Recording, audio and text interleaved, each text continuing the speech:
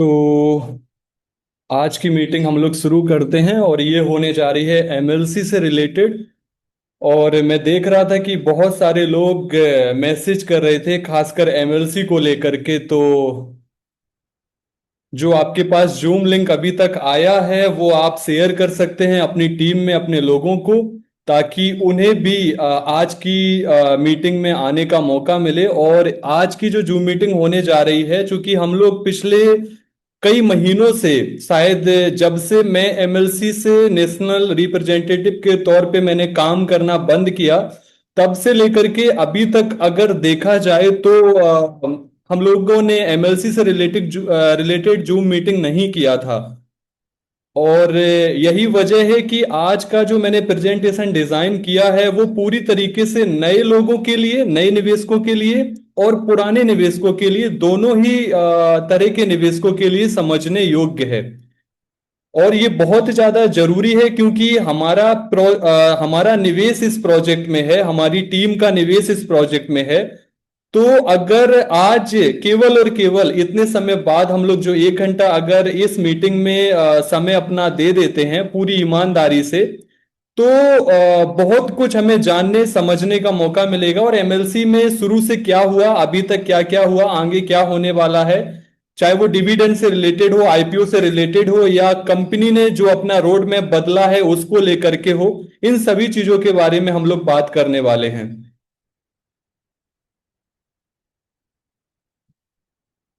हाँ, तो मैं फिर से कहूंगा कि जो आपके पास जूम का लिंक आया है उसे आप शेयर कर सकते हो। और ये बिल्कुल मैं फिर से कह रहा हूं कि दोनों ही तरह के निवेशक के ऊपर ये लागू होगा। अगर आप लीडरशिप पे काम कर रहे हो तो भी, अगर आपने यहाँ निवेश किया है, टीम बना रखी है तो भी, और अगर आप नए निवेशक हैं या आपके पास कोई ऐसा व्यक्ति है जो एमएलसी को समझना चाहता हो, तो उसे भी ये लिंक भेजा जा सकता है। हालांकि मैं देखता हूं कि पिछले कुछ समय से हम लोगों ने जब से यूट्यूब पे रिकॉर्डिंग करके जूम मीटिंग डालना स्टार्ट किया है, तो उसमें बहुत ज्यादा अच्छा रहा। क्योंकि मीटिंग्स में अक्सर 50 लोग, 100 लोग, 150 लोग ऐसे आते हैं, लेकिन यूट्यूब वीडियोस पे मैं देखता हूं तो 500, 600, 800 लोग तक देख लेते हैं, है ना। और जो वीडियो होती हैं जो फैजान एमएलसीआई चैनल पे डलती हैं, उन्हें 4,000, 5,000, 8,000, 10,000 लोग तक देखते हैं। लेकिन जो फैजान लाइव सपोर्ट, जहां पे हम लोग जूम मीटिंग को अपलोड करते हैं, तो वहां पर अब बहुत अच्छे तरह से लोग देखने लगे हैं। क्योंकि मीटिंग का समय सभी का अलग अलग होता है, काम का शेड्यूल जो लोगों का बिजी रहता है, तो इस दौरान भी बहुत सारे लोग। लेकिन हाँ, जो आपको वर्तमान में मीटिंग देखने सुनने में आनंद आता है उसका बात बिल्कुल अलग है। क्योंकि जब ये मीटिंग वहां पे पेस्ट की जाती है यूट्यूब पर, तो ऐसी बहुत सी चीजें, बहुत सी लाइनें, बहुत सी ग्राफ को हटा दिया जाता है। क्योंकि कुछ चीजें हम लोग अनप्रोफेशनल भी बोल रहे होते हैं, जो पब्लिकली यूट्यूब पे ना हो तो वो अच्छा होता है, लेकिन व्यक्तिगत तौर पे तो हम लोग सभी प्रकार की बात करते ही हैं। हाँ, तो मैं देख पा रहा हूं कि हमारे साथ लगभग 50 लोग जुड़ चुके हैं, जो कि बहुत अच्छी बात है। तो हम लोग सबसे पहले देखेंगे कुछ वीडियोस एमएलसी से रिलेटेड। वो करीब 1 मिनट, 2 मिनट, 3 मिनट के ऐसे वीडियोस होंगे। उनको देखने के बाद फिर हम लोग चलेंगे सीधे प्रेजेंटेशन की ओर। तो मैं फिर से कह रहा हूं कि मेरे को ये प्रेजेंटेशन बनाते वक्त बहुत सारी चीजें समझ आई, और मैं वही चीजें आपको बताना चाहता हूं कि ये कितना शानदार प्रोजेक्ट है जहां पर आप निवेश कर रहे हैं या करने वाले हैं।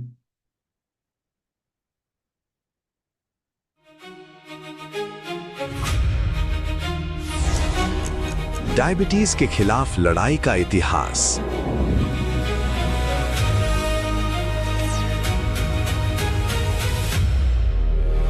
हजारों साल पहले इंसान एक ऐसी बीमारी का सामना कर रहा था जिसे वो समझ नहीं पा रहा था। लोगों को बहुत ज्यादा प्यास लगती थी, तेजी से वजन कम होता था, ताकत कम होती थी और वे धीरे धीरे कमजोर होते जाते थे। पुराने ग्रीक डॉक्टर एरिटियस ने इस बीमारी को डायबिटीज कहा था, जिसका मतलब पासिंग थ्रू है। ऐसा लग रहा था जैसे पानी के साथ शरीर की जान भी चली जा रही हो।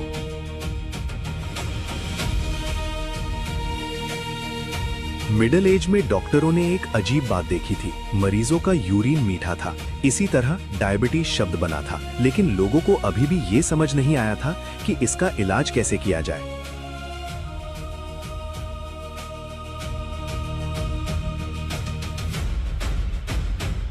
उन्नीसवीं सदी में साइंटिस्ट को एहसास हुआ था कि ये बीमारी पैंक्रियास से जुड़ी है। 1889 में रिसर्चर्स ऑस्कर मिन्कोव्स्की और जोसेफ वॉन मेरिंग ने इसे एक्सपेरिमेंट करके साबित किया था, लेकिन मुख्य रहस्य अनसुलझा ही रहा था। इंसुलिन के आने से पहले डायबिटीज का पता चलना लगभग मौत की सजा जैसा था। मरीजों का इलाज भूखा रखकर किया जाता था। टाइप 1 के डायबिटीज वाले बच्चों के लिए यह खासकर मुश्किल था। ज्यादातर कुछ ही महीनों में मर जाते थे। 1921 में सब कुछ बदल गया था। युवा सर्जन फ्रेडरिक बैंटिंग में अपने स्टूडेंट चार्ल्स बेस्ट के साथ मिलकर प्रोफेसर जॉन मैक्लियोट की लैब में एक्सपेरिमेंट शुरू किए थे। बाद में बायोकेमिस्ट जेम्स कॉलिप ने दवा को प्यूरिफाई करने में मदद की थी। इस तरह पहला इंसुलिन बना था।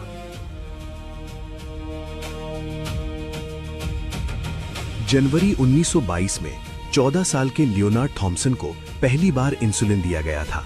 वो डायबिटीज से मर रहा था, लेकिन इंजेक्शन के बाद कुछ ऐसा हुआ था जो उस समय नामुमकिन लग रहा था।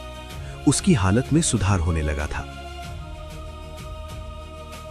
पहली बार दुनिया ने देखा था कि डायबिटीज को कंट्रोल किया जा सकता है। ये इंसानियत की सबसे बड़ी मेडिकल जीत में से एक बन गई थी। लेकिन इंसुलिन के आने के बाद भी लोग लंबे समय तक अपने ब्लड शुगर लेवल को जल्दी से नहीं माप सकते थे। लैब में टेस्ट्स किए जाते थे, उन्हें रिजल्ट्स का इंतजार करना पड़ता था, और इसलिए लोग लगभग अंधे की तरह जीते थे। बाद में ग्लूकोमीटर्स आए थे। पहली बार लोग अपना ब्लड शुगर खुद से माप सकते थे, लेकिन कंट्रोल के लिए लगातार उंगलियों को पंक्चर करना पड़ता था। बार बार, हर दिन। ग्लूकोमीटर सिर्फ एक नंबर दिखाता था, समय का एक पल, और मेजरमेंट्स के बीच की हर चीज पता नहीं चलती थी।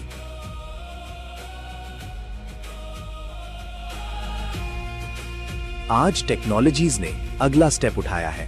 कंटिन्यूस ग्लूकोज मॉनिटरिंग सिस्टम्स हमें रियल टाइम में ब्लड शुगर में चेंजेस देखने देते हैं, लगातार पंक्तियों के बिना, अंदाजों के बीच जिए बिना।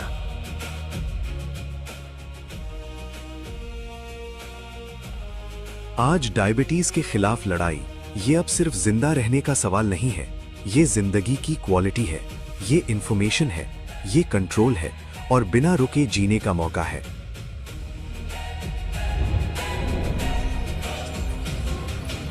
डायबिटीज का इतिहास कंट्रोल के लिए इंसानियत की लड़ाई का इतिहास है, और ये इतिहास जारी है।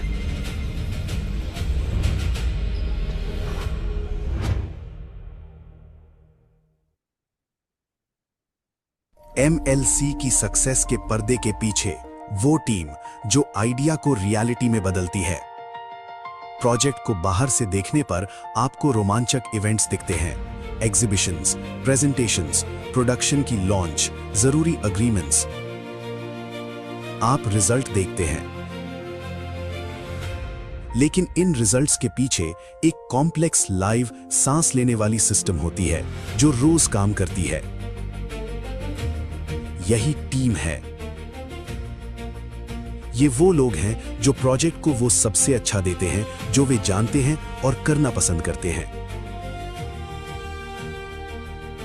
जो अपना विजन, एक्सपीरियंस और आइडिया शेयर करते हैं, जो हमेशा टास्क्स में शामिल रहते हैं, ऑफिस में, R&D के सेंटर में, प्रोडक्शन में, सड़क पर, घर पर। जो लोग प्रोजेक्ट के लिए जीते हैं और चुपचाप काम करने को तैयार रहते हैं ताकि नतीजा जोरदार हो।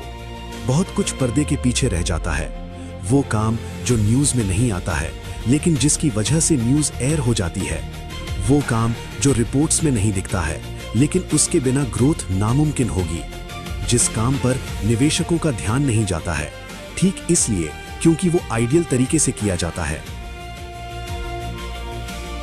ओवरऑल रिजल्ट में हर किसी का योगदान एक जरूरी हिस्सा होता है।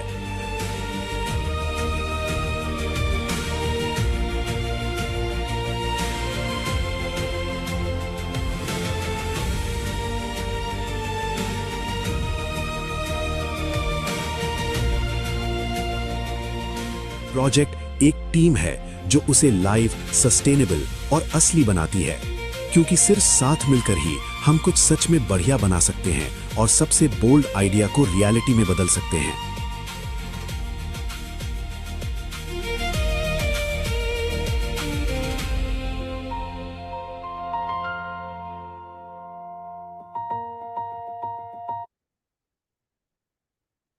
हाँ, तो अब हम लोग शुरू करने वाले हैं। तो मैं देख पा रहा हूं अभी तक हमारे साथ लगभग 80 से ज्यादा लोग जुड़ चुके हैं, जो बहुत अच्छी बात है। और मैं चाहूंगा कि आप अगर हमें केवल 40 से 50 मिनट का, केवल और केवल 40 मिनट का भी समय होगा तो वो पर्याप्त होगा आज की इस जूम मीटिंग के लिए। तो मेरा नाम है फैजान और आज का जो प्रेजेंटेशन है वो मेरे माध्यम से किया जा रहा है। और आज का प्रेजेंटेशन हम लोग एमएलसी के लिए कर रहे हैं, जो कि पिछले कई महीनों बाद हो रहा है। तो मैंने अभी तक लगभग लगभग जो 80% जानकारी है वो इस आगे आने वाले 40 मिनट में मैं आपको बता दूंगा।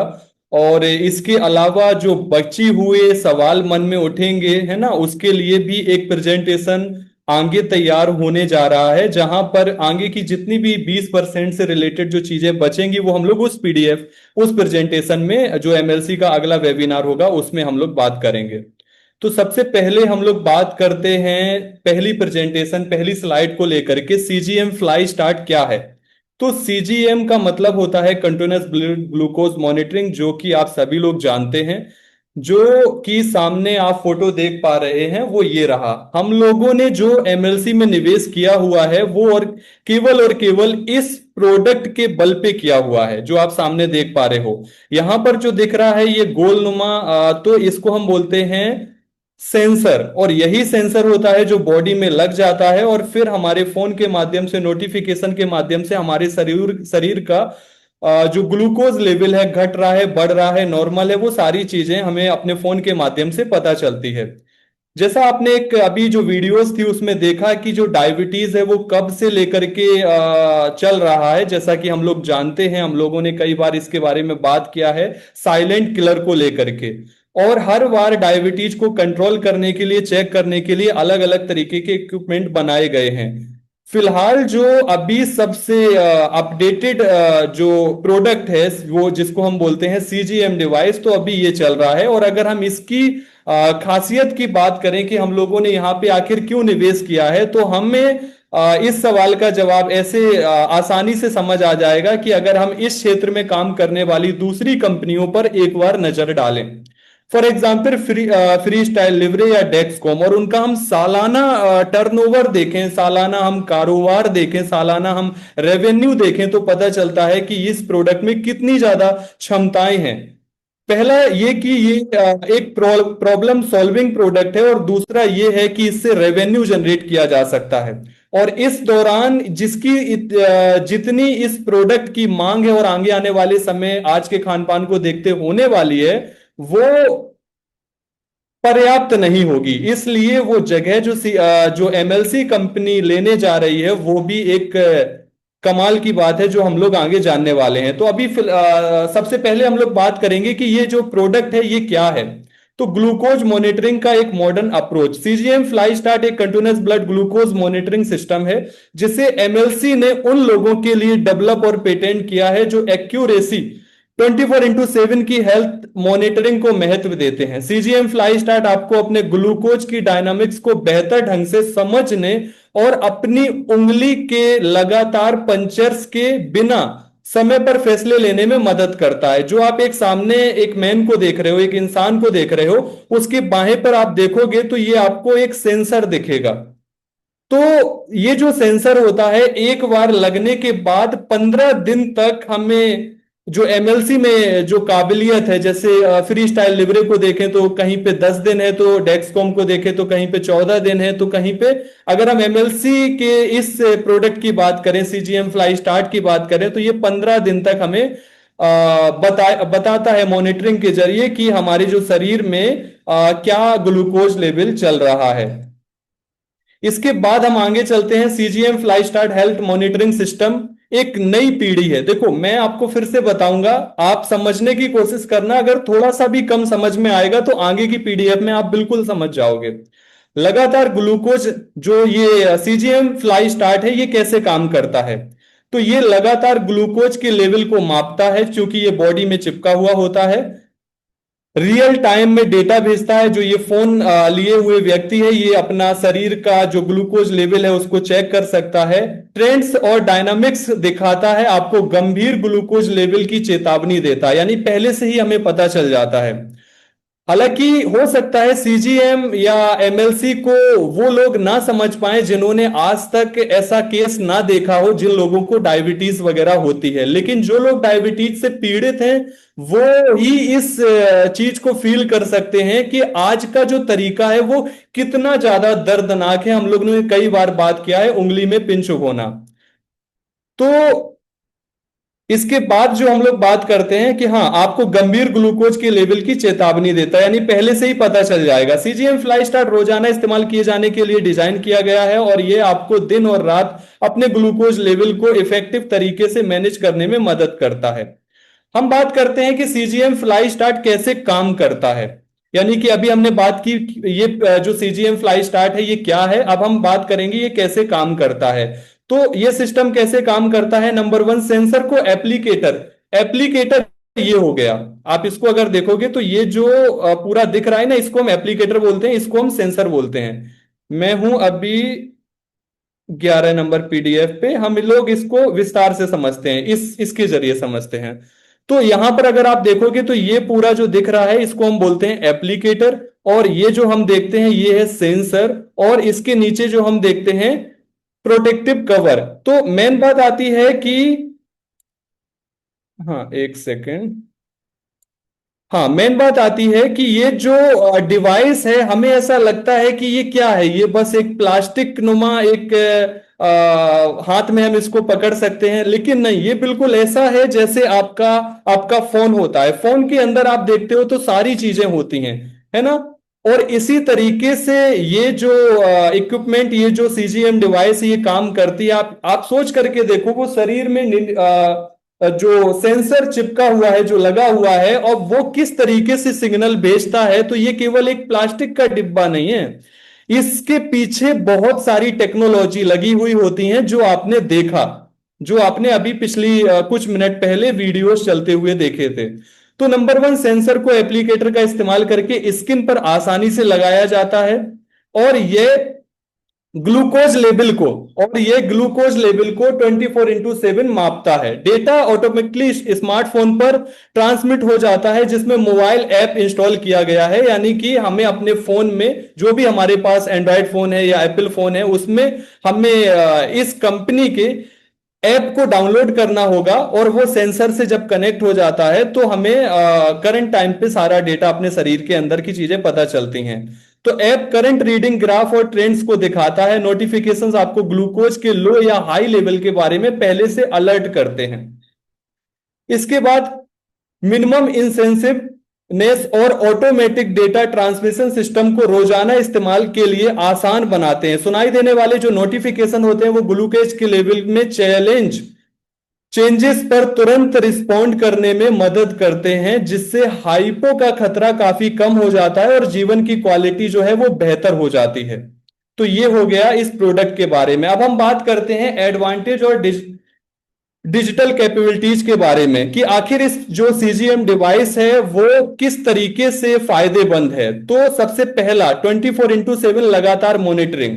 देखो, सीजीएम को ना बेहतर तरीके से वो व्यक्ति समझ सकता है, हालांकि आप में से सभी लोग समझ सकते हैं, जो भी नॉर्मल ग्लूकोमीटर जो होते हैं, जो जो जो ब्लड ग्लूकोज लेवल को चेक करने की दर्दनाक प्रक्रिया होती है, अगर हमने उसका इस्तेमाल किया है, हम सभी लोग साल में एक बार अपना हेल्थ चेकअप करवाते हैं, तो उसमें एक बार ही हमने पिंच बोया या ब्लड किसी तरीके से निकला और चेक हो गया। लेकिन जिसको ये समस्या हो उसको दिन में 8 बार 9 बार पंचर करना पड़ रहा है, यानी कि हम जीवित तो हैं लेकिन हम धीरे धीरे मर रहे हैं, एक दर्दनाक प्रक्रिया से गुजर रहे हैं। लेकिन यहाँ पे क्या होता है, एक बार आपके यहाँ पे नीडल लग गई, यानी जो भी डायबिटीज से पीड़ित व्यक्ति है, एक बार निडिल लग गई, अब 15 दिन तक उसको हाथों में पंचर करने की जरूरत नहीं है, या उसको वो चीज लेकर के बैठने की जरूरत नहीं है। वो यात्रा कर रहा है, स्विमिंग कर रहा है, वो जिम कर रहा है, वर्कआउट कर रहा है, अपने ऑफिस में है, काम कर रहा है, घर पे है, या हाउस वाइफ है, तो वो किसी भी तरीके से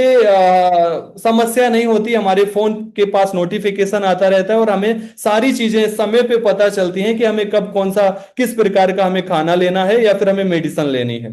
तो ये बहुत ही और यहाँ पे अभी इसका चलन नहीं है सीजीएम का, लेकिन जैसे फॉर एग्जांपल आप फॉरेन कंट्री वगैरह जाओ तो वहां पे आपको अधिकतर लोग इसका इस्तेमाल करते हुए मिल जाएंगे।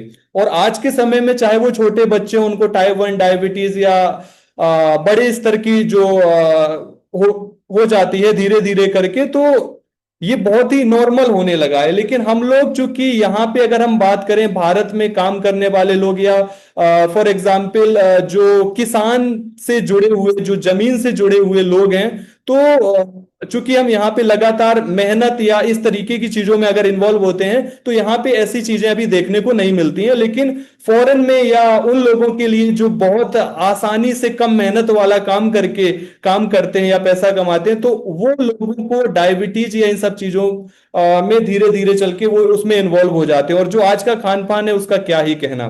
खैर, इसका जो फायदा है वो 24/7 लगातार मॉनिटरिंग, हाई मेजरमेंट एक्यूरेसी, और उंगली के अक्सर पंचर्स की जरूरत नहीं होती। तो ये हैं इसके सीजीएम डिवाइस के फायदे। इसके बाद हम बात करते हैं कि सीजीएम फ्लाई स्टार्ट किसके लिए उपयुक्त है, आखिर कौन से लोग हैं जो इसका इस्तेमाल कर सकते हैं। तो सीजीएम फ्लाई स्टार्ट की सिस्टम अलग अलग ग्रुप्स के लिए आइडियल सॉल्यूशन है। नंबर 1 पे आते हैं हेल्थ की खास कंडीशंस के लिए, चाहे वो डायबिटीज वाले लोग हैं जिनको ये समस्या है, वो लोग इसका इस्तेमाल कर सकते हैं या करेंगे या करते हैं, जो आज के समय में दूसरी कंपनियां भी सीजीएम डिवाइस बनाती हैं। इसके अलावा जो प्रेग्नेंट औरतें होती हैं, या फिर हम बात करें जो बच्चे होते हैं या बुजुर्ग लोग होते हैं, यानी कि अगर हम चौथे नंबर पे आए, हर कोई जो अपनी भलाई की परवाह करता है वो इस प्रोडक्ट का इस्तेमाल कर सकता है।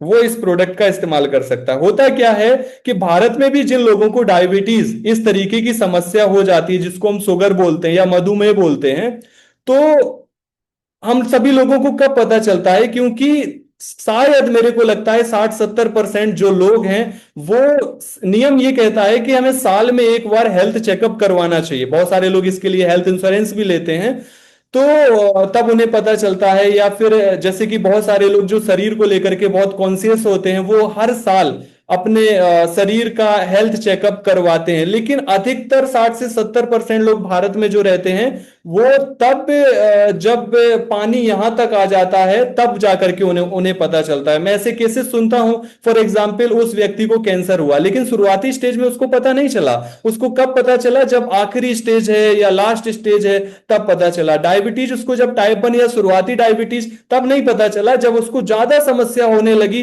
फिर वो डॉक्टर के पास गया, तब चेकअप किया, तब पता चला। तो हमारे यहां पे ये नियम होता है, लेकिन नियम ये कहता है कि साल में हम एक बार हेल्थ चेकअप करवाएं। खैर, इसके बाद हम बात करते हैं, हाँ, यहां पर आप ये फोटो के जरिए देख सकते हो कि किन किन लोगों को ये इस्तेमाल इस्तेमाल इसका किया जा सकता है। इसके बाद हम आते हैं कन्वेंटिएंट मोबाइल ऐप।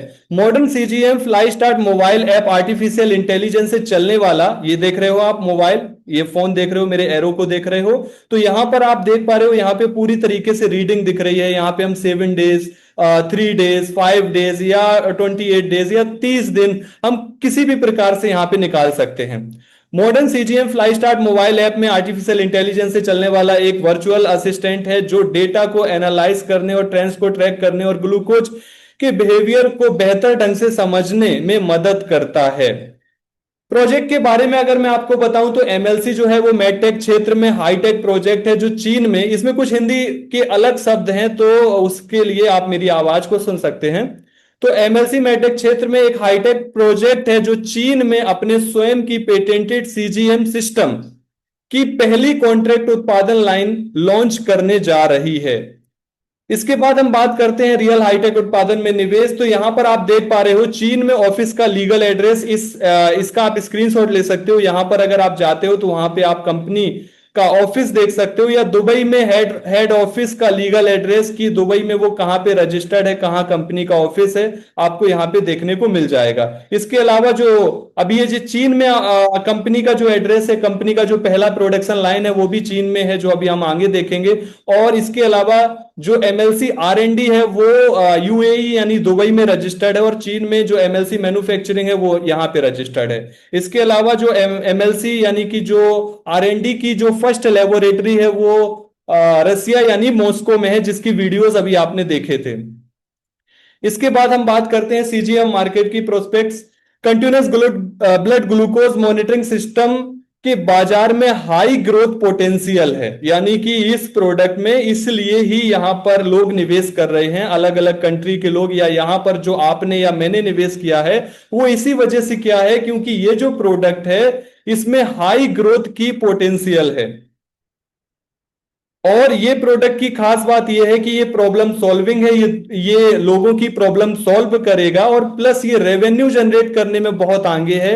और इसका हम अंदाजा लगा सकते हैं आज की जो सफल कंपनी है उनके बारे में।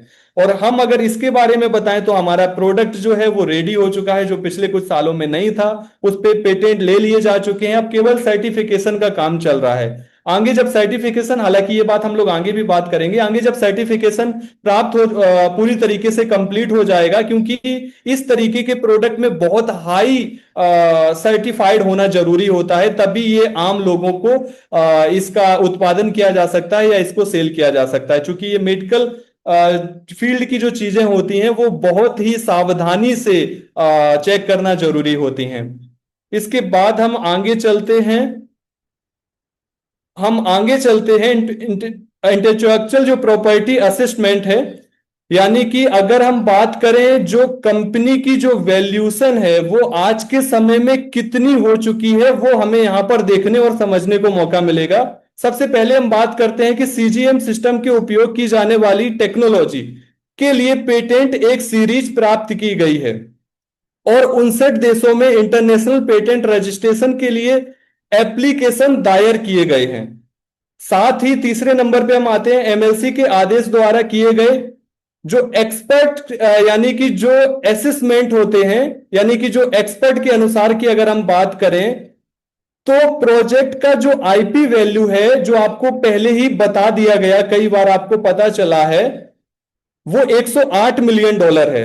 और इसके अलावा एमएलसी के बिजनेस की कैपिटलाइजेशन और लॉन्ग टर्म सस्टेनेबिलिटी का जो आधार है, हाँ सस्टेनेबिलिटी का जो आधार है, इसका मतलब अगर हम यहां पे देखें तो हमारा जो प्रोजेक्ट है अभी तक हमने कितनी फंडिंग ली हुई है, यानी कि कंपनी को आर&डी के तहत कितनी फंडिंग पहुंची है निवेशकों के माध्यम से, या फिर एमएलसी मैन्युफैक्चरिंग में अभी तक कितनी फंडिंग पहुंची है, इसके बारे में हम लोग आगे जब बात करेंगे तो वो कमाल की जानकारी होगी।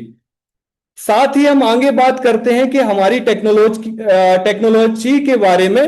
हमारे पास अपनी खुद की लेबोरेटरी है जिसमें हम यूनिक टेक्नोलॉजी और औद्योगिक नमूने बनाते हैं, यानी कि आगे चल के अगर आर&डी लेबोरेटरी के माध्यम से कोई और मेडिकल फील्ड में डिवाइस बनाया जाता है तो आर&डी के खरीदे गए निवेशक उसके पहले ही हिस्सेदार बन जाएंगे, भले ही वो एमएलसी यानी कि आर&डी ने वो डिजाइन किया हो, बनाया हो या उसका आविष्कार किया हो। तो हमारे आर&डी सेंटर में पहले से ही 20 से अधिक पेटेंट हैं और उनकी लिस्ट बढ़ती जा रही है। आप देख पा रहे हो जो हमारे पास जो लेबोरेटरी है जिसका मैंने अभी जिक्र किया था, जो कि मॉस्को रसिया में मैंने बताया हुआ था। इसके बाद हम चलते हैं आगे। हमारा लक्ष्य सिर्फ टेक्नोलॉजी का निर्माण करना नहीं है, बल्कि उन्हें इंप्लीमेंट करना और उन्हें सबसे अधिक आर्थिक रूप से प्रॉफिटेबल क्षेत्रों में उत्पादन तक पहुंचाना है। हमारी सीजीएम टेक्नोलॉजी का एवोल्यूशन इंडिपेंडेंट ऑडिटर्स द्वारा पहले ही 108 मिलियन अमेरिकी डॉलर से अधिक का आंका जा चुका है। हाँ, एमएलसी प्रोजेक्ट का सपोर्ट करने वाले पार्टनर्स का नंबर प्रतिदिन बढ़ रहा है, यानी कि एमएलसी में जो निवेश करने वाले लोग हैं, रजिस्ट्रेशन करने वाले लोग हैं, उनका नंबर्स प्रतिदिन बढ़ता जा रहा है। एमएलसी भारत में या इसके अलावा कई अलग अलग देशों में बहुत तेजी से फैलता जा रहा है। मेडिकल टेक्नोलॉजी के क्षेत्र में इंटरनेशनल बिजनेस के विकास में भाग लें। अब सबसे जरूरी सवालों पर हम आते हैं जो आपके लिए बहुत ज्यादा जरूरी है, और यहां पे हमें थोड़ा सा सीरियस होकर के इन सभी चीजों को समझना है कि दुनिया भर में अब तक एमएलसी में कुल कितने रजिस्ट्रेशन हुए हैं दुनिया भर में। जैसे कि जब भी आप किसी भी प्रोजेक्ट में निवेश करने के लिए जाएं तो वहां पे कम से कम 3 सवाल जरूर पूछें कि कहीं ऐसा तो नहीं कि मैं ही इन्वॉल्व हूं, कहीं ऐसा तो नहीं केवल कुछ निवेशक ही इन्वॉल्व हूं, कहीं ऐसा तो नहीं कि परियोजना को फंडिंग मिल नहीं रही है और हम ही वहां पर अपना पैसा डालने के लिए आ गए। क्योंकि अगर बड़ी मात्रा में या कंपनी को जो फंड चाहिए वो नहीं मिलता है तो यहां पे प्रोजेक्ट बहुत धीमा, स्लो या फेल होता है। और जो मैंने एक बार पिछली बार मीटिंग में बताया था कि 3 कारण होते हैं किसी भी प्रोजेक्ट के फेल होने के लिए, तो उसके बारे में भी हम बात करेंगे कि आखिर वो 3 कारण कौन से हैं। और अगर वो 3 कारण, 3 बिंदु अगर वो आपको किसी भी प्रोजेक्ट में देखने को मिले तो आप समझ जाना कि वो प्रोजेक्ट फेल होगा या बहुत स्लो होगा, और स्लो का मतलब भी फेल होता है। तो दुनिया भर में अब तक एमएलसी में कुल कितने रजिस्ट्रेशन हुए हैं, यहां पे निकल के आता है नंबर 1,88,000 यहां पे रजिस्ट्रेशन हो चुके हैं। इसके बाद अब तक कुल दुनिया भर में यानी पूरे विश्व से जहां जहां एमएलसी के निवेशक हैं, तो अब तक दुनिया भर में एमएलसी के कुल कितने निवेशक हैं, यानी 31,200 इन्वेस्टर अभी तक यहां पे आ चुके हैं, जिनमें से एक आप हैं, एक मैं हूं, और हमारे बीच में जो 105 लोग मीटिंग को सुन रहे हैं वो सभी मिलाकर के जिन्होंने भी एमएलसी में निवेश किया है, यानी टोटल पूरे विश्व से 31,200 इन्वेस्टर हैं। अब आप गैप देखो, हालांकि ये गैप आपको हर कंपनी में देखने को मिलेगा, ये नॉर्मल है। रजिस्टर करने वालों की संख्या 1,88,000 है, लेकिन निवेश करने वाले लोगों की संख्या 31,200 है। ये कितनी बड़ा अंतर है, ये कितना बड़ा अंतर है, और ये हर कंपनी में है। हम लोग जिनमें जिनमें भी इन्वॉल्व में क्राउड इन्वेस्टिंग से रिलेटेड, उन सभी में अंतर आता है। अब हम चलते हैं सबसे जरूरी चीज के ऊपर। ये जानकारी हमें जरूर होनी चाहिए हम जिस भी कंपनी में निवेश कर रहे हैं। हालांकि कुछ कंपनियां डेटा दिखाती हैं और कुछ कंपनियां सिक्योरिटी को लेकर के डेटा छुपाती भी हैं, है ना। तो इसमें हालांकि निवेशक के लिए उनकी कोई बुरी सोच या भावना नहीं होती, लेकिन अगर पारदर्शिता हो तो मैं कहता हूं कि ये अच्छी बात है। और एमएलसी को लेकर के ये अच्छी बात रहती है कि यहां पे पारदर्शिता हमें देखने को मिलती है। एमएलसी आरएनडी में कुल कितने शेयर हैं, सवाल आता है कि 2023 में मैं यानी फैजान यहां पर रजिस्टर्ड हुआ था एमएलसी में और मैंने निवेश किया था 2023 में, लेकिन परियोजना शुरू हुई थी जुलाई 2022 में। 22 इसके बाद जुलाई 2022 यानी कि मेरे को कुछ महीने बाद यहां पे पता चला था। तो हम यहां पर अब बात करते हैं कि 1 से लेकर के 20 स्टेज थे, फिर वो माइनस होकर के वो 8 स्टेज में यानी आरएनडी क्लोज हो गया। जो टोटल 20 बिलियन शेयर थे वो 14 बिलियन में हो गए, बाकी के शेयर हटा दिए गए, बर्न हो गए, है ना। या फिर हम कहें कि जितने शेयर निवेशकों के पास पहुंच चुके थे उतने पे ही वो स्टेजेस और आरएनडी प्रोजेक्ट को यहां पे क्लोज कर दिया गया था। एमएलसी आरएनडी, आरएनडी का मतलब होता है रिसर्च एंड डेवलपमेंट, है ना। तो एमएलसी आरएनडी में कुल कितने शेयर हैं और कितने शेयर इन्वेस्टर को बेचे गए, यानी कि जैसे कि जब मैं आया था तो एमएलसी आरएनडी में तीसरा स्टेज चल रहा था, तो मेरे साथ बहुत सारे लोग आए जो तीसरे में आए, चौथे में, पांचवें में, छठवें में, सातवें में, उसके बाद आठवां आया और फिर क्लोज हो गई आरएनडी। तो कितने शेयर इन्वेस्टर को बेचे गए थे, तो यहां पर सवाल आता है कि कुल, हाँ आंसर की हम बात करें, कुल संख्या में कोई भी बदलाव नहीं हुआ है, यह पहले से ही निर्धारित है और 14 बिलियन शेयर हैं। इसका मतलब क्या है कि एमएलसी आरएनडी में टोटल 14 बिलियन शेयर हैं। सवाल यह है कि 14 बिलियन शेयर है तो मैनेजमेंट के पास कितने हैं और निवेशकों के पास कितने हैं। तो मैनेजमेंट के पास लगभग 7 बिलियन शेयर हैं और निवेशकों के पास भी तकरीबन 7 बिलियन शेयर हैं, 7 बिलियन और 156 मिलियन। तो यहां पर अगर हम बात करें पेड शेयर, तो पेड शेयर अगर आप देखोगे तो 5 बिलियन 479 मिलियन, बोनस में अगर आप देखोगे तो 1 बिलियन 198 मिलियन, और ऑन इन्वेस्टर अकाउंट यानी पेड प्लस बोनस अगर इन दोनों को जोड़ते हैं, इसका आप स्क्रीनशॉट ले सकते हो, इन दोनों को जोड़ते हैं तो निकल के आता है 6 बिलियन, है ना, 6 मिलियन और 678 मिलियन ये निकल करके आता है, प्लस एक्टिव इंस्टॉलमेंट जो अभी आरएनडी में बहुत सारे लोग अभी भी किस्तें चला रहे हैं, तो वो कितना निकल करके आता है, वो कितना निकल करके आता है 478 मिलियन। तो ये टोटल हो जाता है, यानी कि अगर हम आप कैलकुलेट करते हैं इसको और इसको मिला करके, तो ये हो जाते हैं टोटल 6 और 67, यानी कि 678 मिलियन प्लस 478 मिलियन। तो यहां पर अगर हम आते हैं तो ये आता है 7.156 मिलियन, यानी 7 बिलियन 156 मिलियन, इतना जो शेयर्स है वो निवेशकों के पास है, इतना जो शेयर्स है वो निवेशकों के पास है। बाकी का यानी लगभग 7 बिलियन कितना, वो कंपनी के पास है। तो ये डाटा है जो हम सभी को पता होना चाहिए कि एमएलसी में टोटल कितने शेयर हैं। अच्छा ठीक है, 14 बिलियन है, निवेशकों के पास कितना है, 7 बिलियन है, कंपनी के पास कितना है, 7 बिलियन है। तो यहां पर आप मेन डाटा देखोगे तो और पता चल जाएगा कि एक्टिव इंस्टॉलमेंट भी अभी ये चल रही हुई है ना। और ये पेड शेयर है, ये बोनस में भी जो निवेशकों को लास्ट किस्त पे दिया जाता है वो मिला करके ये होता है, और एक्टिव इंस्टॉलमेंट दोनों को ऐड किया जाए तो ये निकल के आता है। इसके बाद हम चलते हैं आगे कि ठीक है 14 बिलियन एमएलसी में शेयर हैं, 14 मिलियन एमएलसी में शेयर हैं, ठीक है, ये हमें पता, सॉरी 14 बिलियन शेयर एमएलसी में है, ये हमें पता चल गया।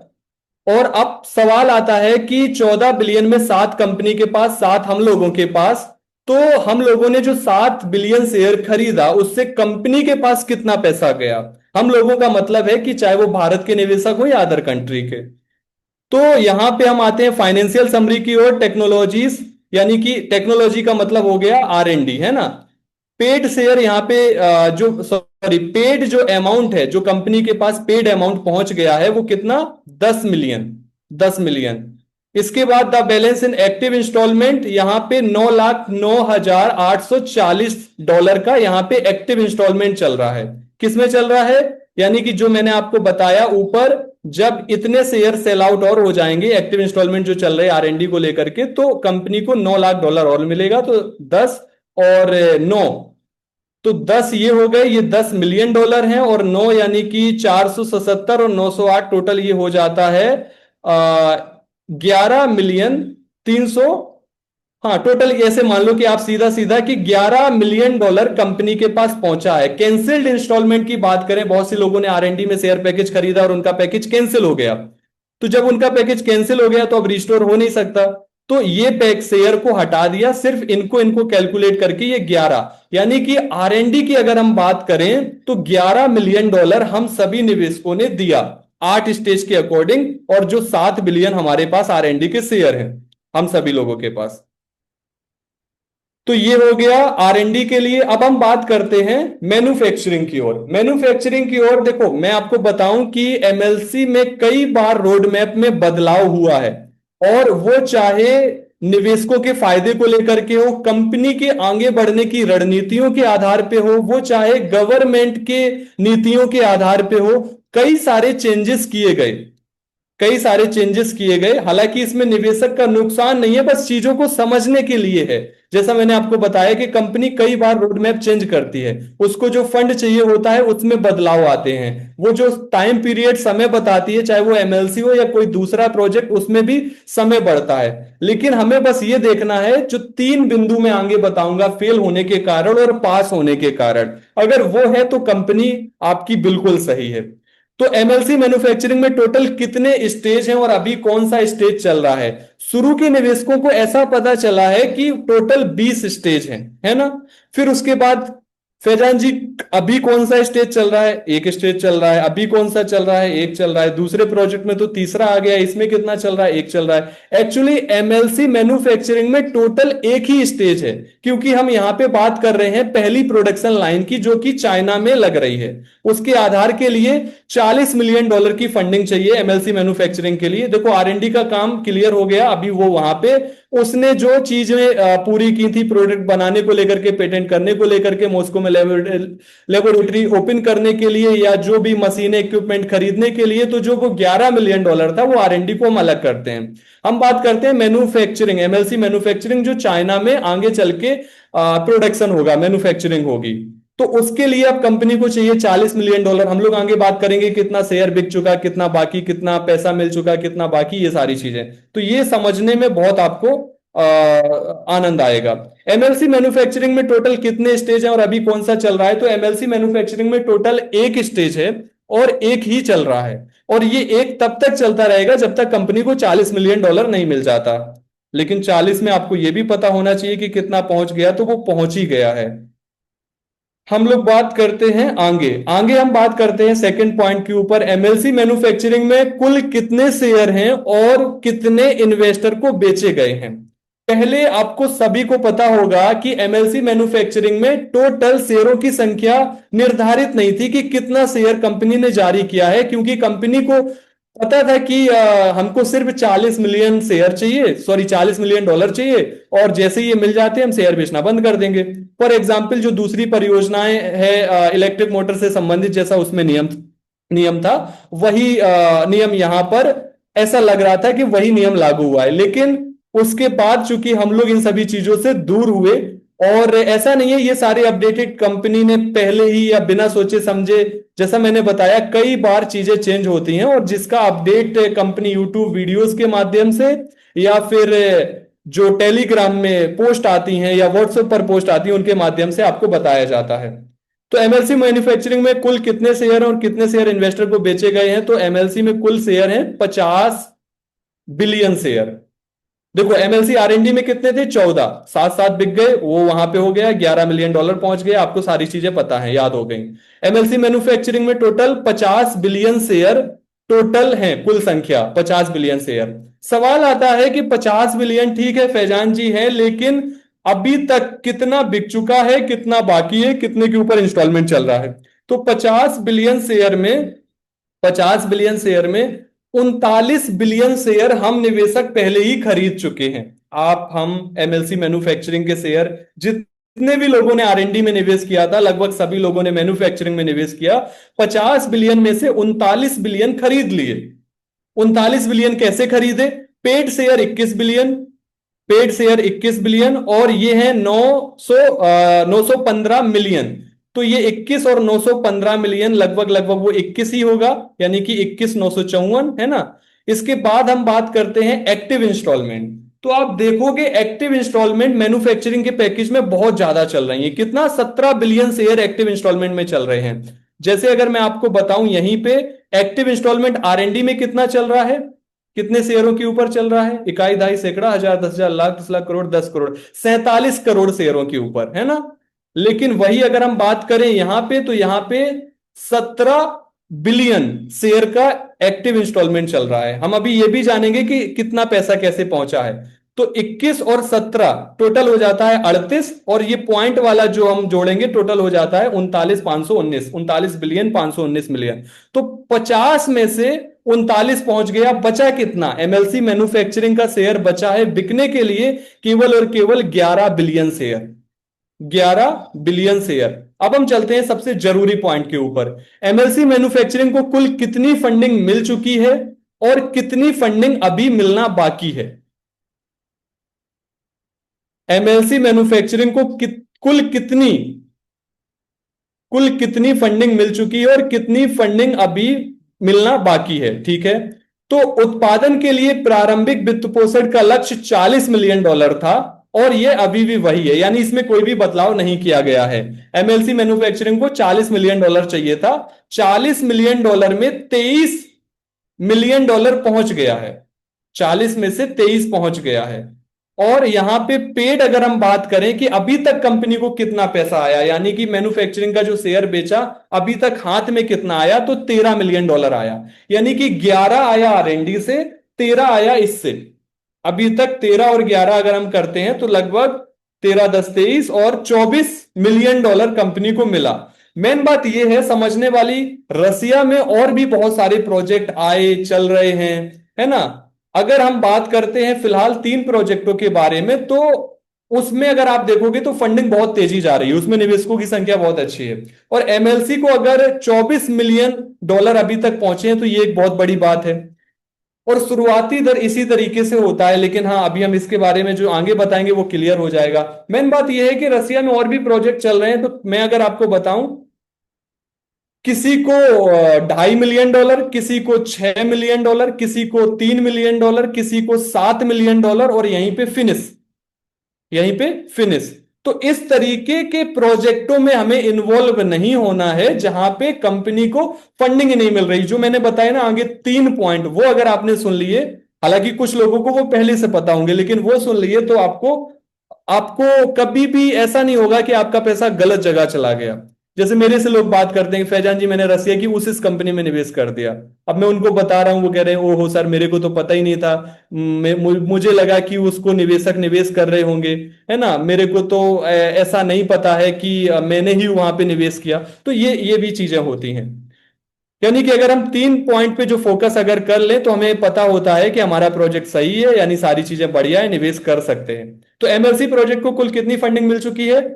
टोटल $23 मिलियन मिल चुके हैं। वो कैसे मिल चुके हैं अभी हम बताते हैं, और कितना मिलना बाकी है, यानी 40 चाहिए था। तो पेड जो अमाउंट मिला है वो 13 है।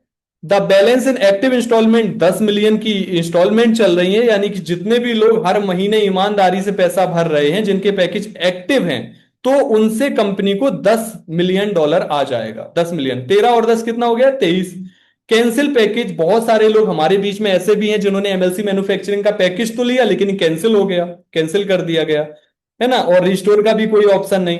तो इसके लिए 62, यानी कि इकाई, दहाई, सैकड़ा, हजार, 10,000, लाख, 10 लाख, तो जो यहां पर आपको दिख रहे हैं 62,87,567, इतने का इंस्टॉलमेंट रद्द है, एमएलसी मैन्युफैक्चरिंग में रद्द है। एक्टिव इतना है। मेन बात है हम लोग एक्टिव पे आते हैं। 13 पहुंच चुका है, 10 पहुंच जाएगा क्योंकि लोग पैकेज चला रहे हैं।